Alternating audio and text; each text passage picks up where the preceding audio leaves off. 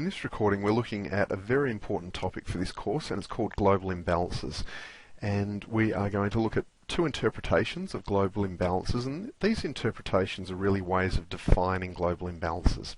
So we're looking at a current account definition or interpretation of global imbalances first, and then we're looking at a foreign investment interpretation of global imbalances.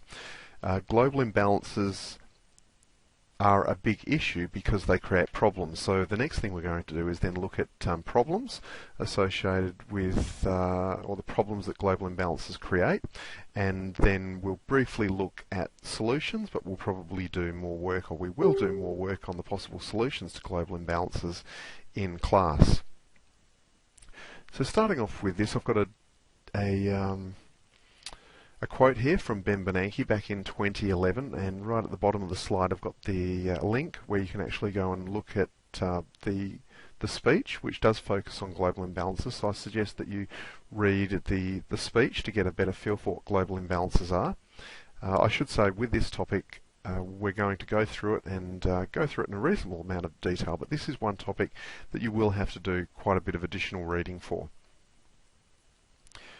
So what Bernanke is talking about in this particular paragraph is that it is beneficial for savings or excess savings to move freely across national borders. And when that happens, it can actually generate substantial economic benefits, particularly for the countries that are receiving those saving flows. And so we would talk about excess savings moving between countries as being net foreign investment. So some countries are sending excess savings out of their country, others are receiving those excess savings. So we differentiate between inward and outward net foreign investment in this course.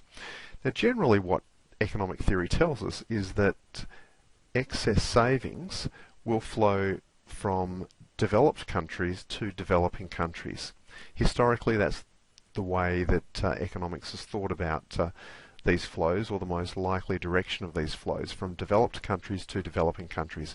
The reason for that is it was thought that developed countries would have a high enough level of income to save enough to actually send some excess savings to developing countries. And so in terms of savings moving around the world, another way of putting that is developed countries, it was thought, would have the greatest potential to be exporters of money, exporters of savings. So developed countries should have outward net foreign investment. That's what theory tells us. It's actually different in the real world, which is a bit of a dilemma. It was also at the same time thought that developing countries should be the recipient of this outward foreign investment from developed countries. And the reason for that is relative to their investment opportunities, income levels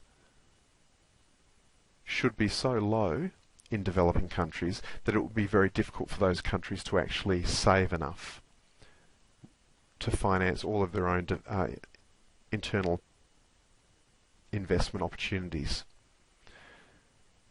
At the same time, it was also thought that the economic returns would be greatest in developing countries, simply because a lot of these countries are very dynamic. I know you can probably think of exceptions, but generally developing countries are thought of as being dynamic, high growth countries, and therefore countries which could produce substantial benefits in terms of strong returns for international investors. So if international investors had money to lend, then it was always thought that the developing world would generate better returns than the developed world.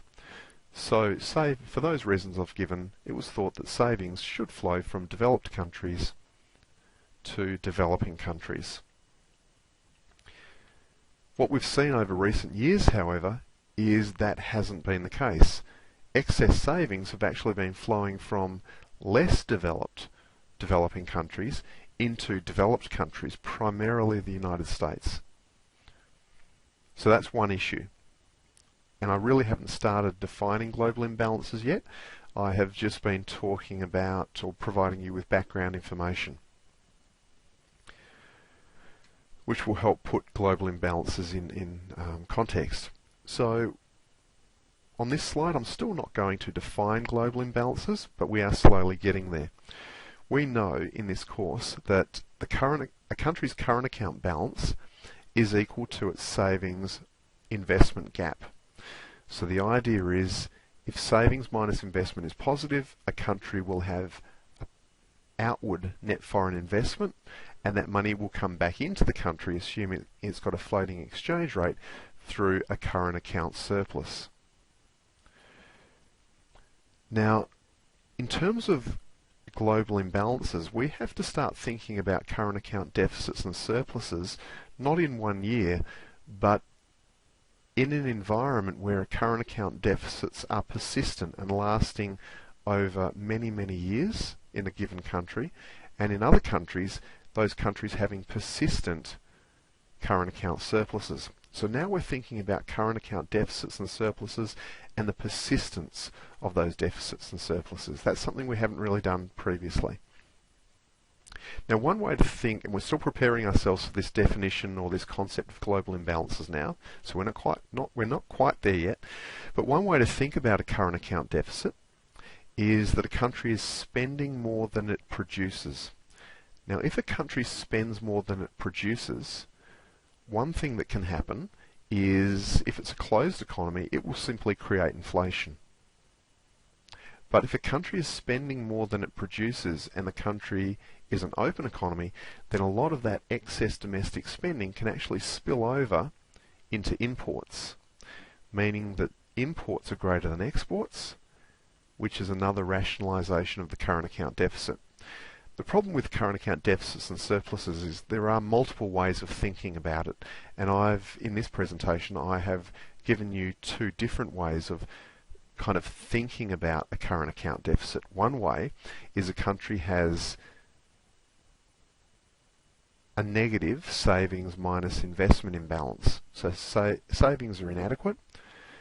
That country then borrows savings from overseas, and that produces a current account deficit through a very high exchange rate. That's one way of thinking about a current account deficit. But an equally logical way of thinking about a current account deficit is that the country is simply spending more than it produces, and that excess spending then spills over into imports. So I would actually go into the exam armed with both interpretations of a current account deficit: the savings minus investment interpretation and the spending is more than domestic production interpretation. You need to be able to understand both of those. Now, with a current account surplus, the opposite is true, so I'll leave you to sort of go through the logic of a current account surplus. Now, as I've got towards the end of this slide, a country running a current account deficit must therefore borrow from other countries to fund this excessive spending. So this is really continuing on with the interpretation of a current account deficit from the perspective that a country is actually spending more than it produces. That'll teach me not to put my phone on silent when I started one of these recordings. I'll call that person back, no problem. You guys are more important right now. So, in terms of running a current account deficit, countries do need to borrow from other countries to fund this excessive spending. Okay, so if a country does spend more than it produces, it needs to get additional money from somewhere. Think of it that way. So if a country produces $1 billion worth of production, that will generate $1 billion worth of income. But if they then go and spend 1.1 billion, so they produce 1 billion and get $1 billion worth of income from that production, but they spend 1.1 billion, the question is, where's the other $100 million coming from? Well, the easiest way to think about that is that they will borrow that money from overseas. And so countries that run current account deficits need to actually borrow money from overseas to fund the current account deficits, to fund the excessive expenditure which contributes to these current account deficits. So by borrowing that money, these countries do have inward net foreign investment. Okay, so in a way, the inward net foreign investment for a country that is running a current account deficit actually pays for the deficit. It finances the deficit. Okay, so we're getting very close to a definition of global imbalances. What we've got here is the US trade deficit. And what we can see here is that the flows here between the US and China, 270 billion and 61 billion, that's imports and exports. So the legend is in the bottom right hand corner. So take a moment to look at this diagram and make sure that you understand what is going on in this diagram.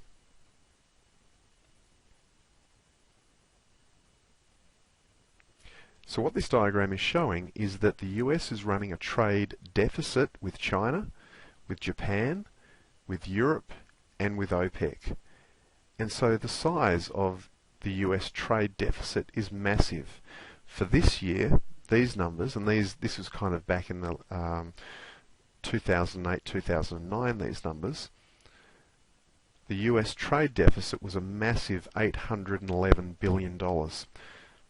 So every time it runs a trade deficit, it does contribute to US total foreign debt, because they need to some extent borrow the money to finance the trade deficit. So even though a trade deficit is the result of 1 year's importing and exporting, it then does add to the stock of foreign debt that the US is holding.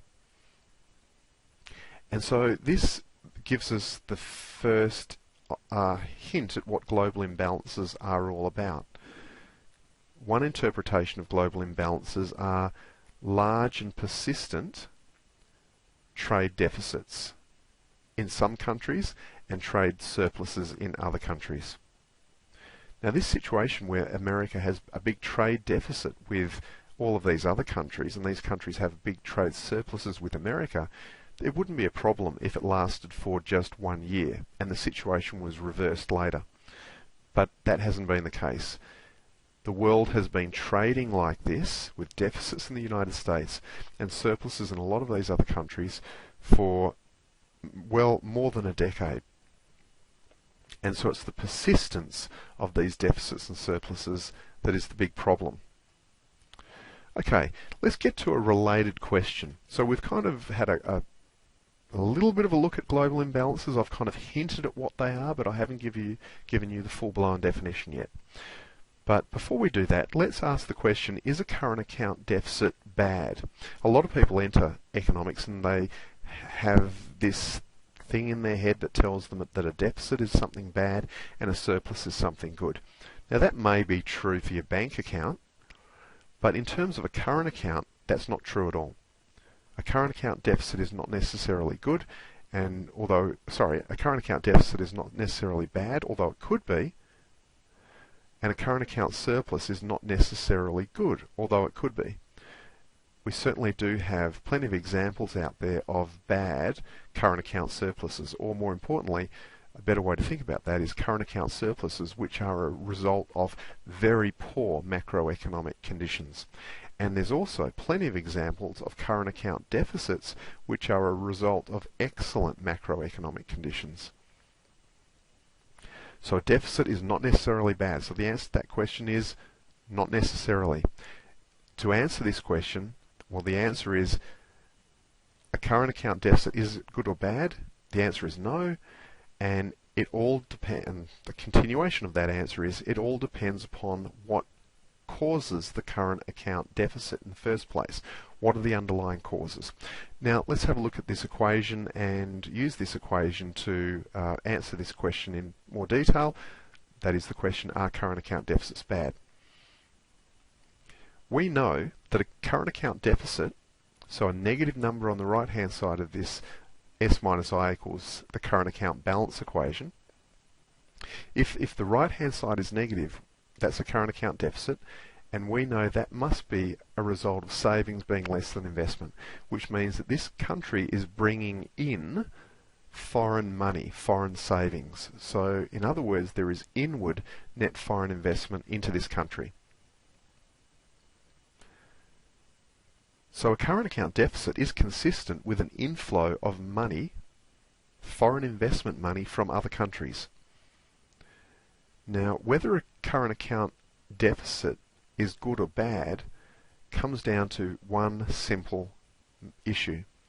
The issue is, because current account deficit is being fundamentally caused by foreign investment coming into the country, the answer to this question, whether it's good or bad, depends upon how that net foreign inward investment, how that money is being used.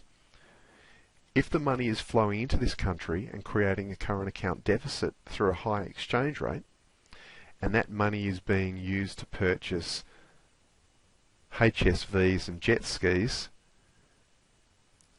then it's not a good current account deficit. If, however, the money is coming into the country and it is being used to fund investment in R&D, infrastructure, and help expand the productive capacity of the economy, then that is considered in economics to be a good current account deficit. It all comes down to what the money is being used for. The idea is this: if we are bringing in $50 billion into our economy each year, which is pushing the value of the exchange rate up and producing a current account deficit, then if that $50 billion is being used for productive purposes,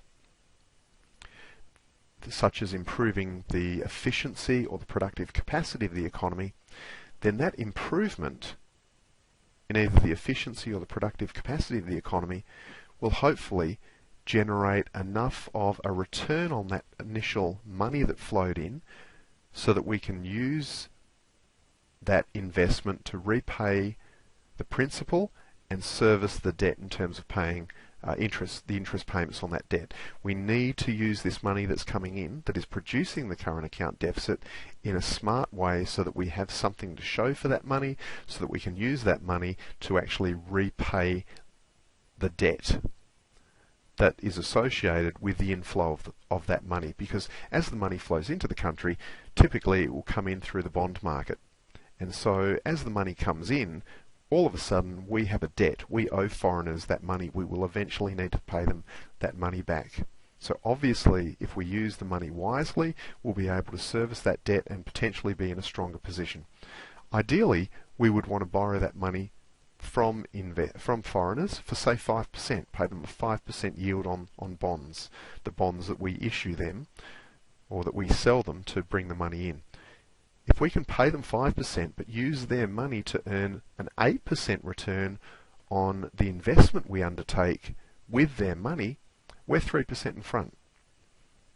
So that is the best way to think about this issue.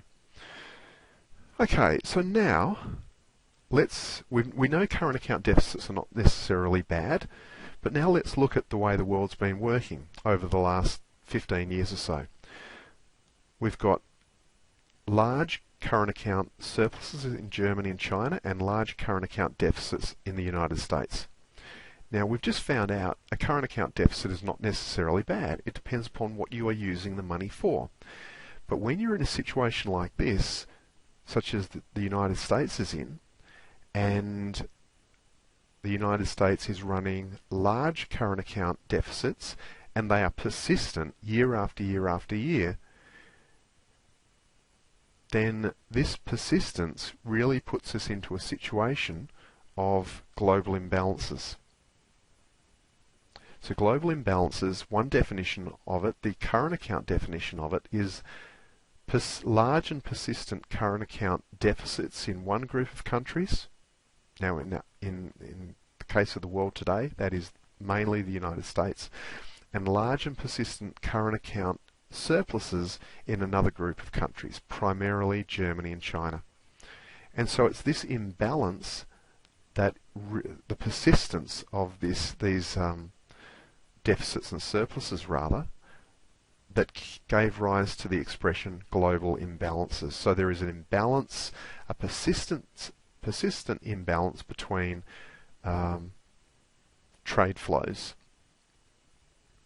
Now, it wouldn't be a problem if the United States ran deficits for a little while and swung into running trade surpluses, and then over this time period Germany and China ran some trade surpluses for a while, but then kind of balanced it out over time by running some trade deficits. That wouldn't create such a large problem, but that hasn't been the case. You can see the persistence of these deficits and surpluses, and they are slowly, or they have been slowly, building up dangerous imbalances in the global economy.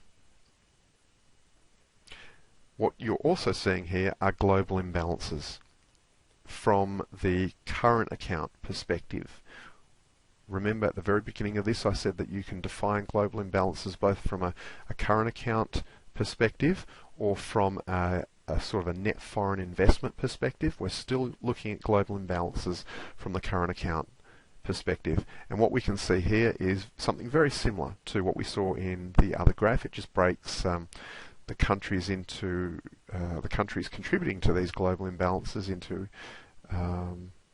or separates out the countries contributing to these global imbalances in a little bit more detail. So what we can see is, in terms of current account deficits, it's mainly the US globally, and in terms of the surpluses, it's Asia, China, Germany and Japan, and the oil exporters, but certainly it's mainly Germany and China in recent years that have been running the big surpluses. So this is the definition of global imbalances: persistent and large current account deficits in one group of countries and persistent and large current account surpluses in another group of countries.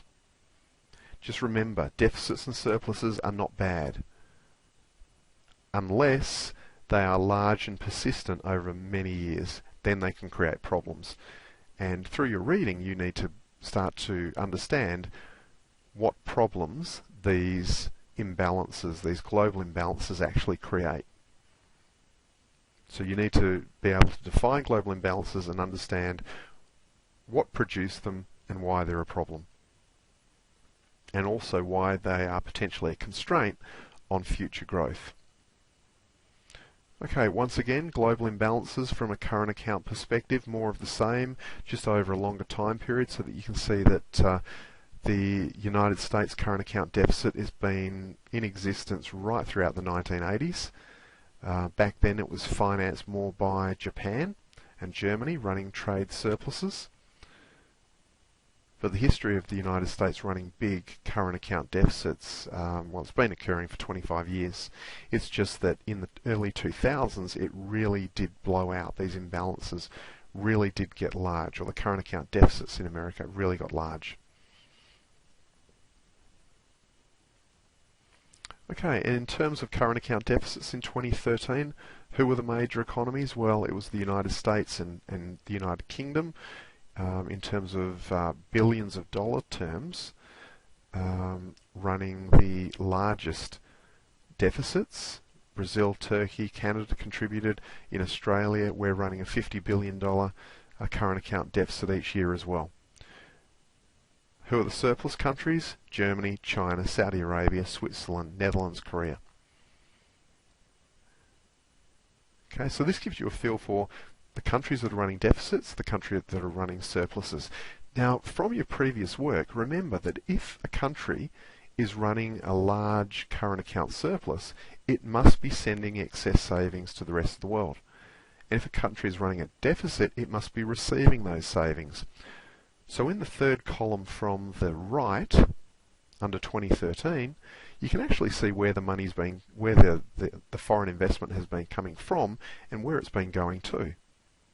The foreign investment flows have been coming from Germany, China, Saudi Arabia, Switzerland, and all of these countries down the bottom. They have excess savings, and they are sending their savings to the countries at the top, such as the United States, United Kingdom, Brazil, Turkey, Canada, Australia. So this gives you a really good feel for which countries have excess savings and to which countries they are sending these excess savings. So just in summary,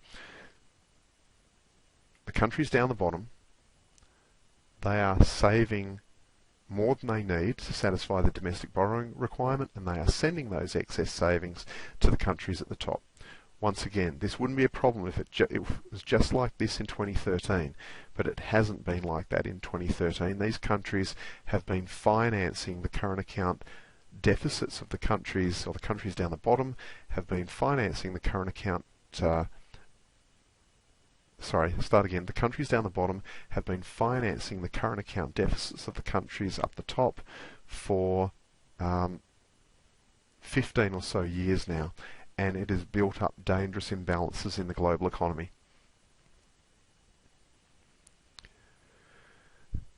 Okay, in this next slide I'm actually starting to transition from a current account interpretation of global imbalances to a foreign investment interpretation of global imbalances. So what I might do is stop this recording here and create another recording to finish off this set of slides.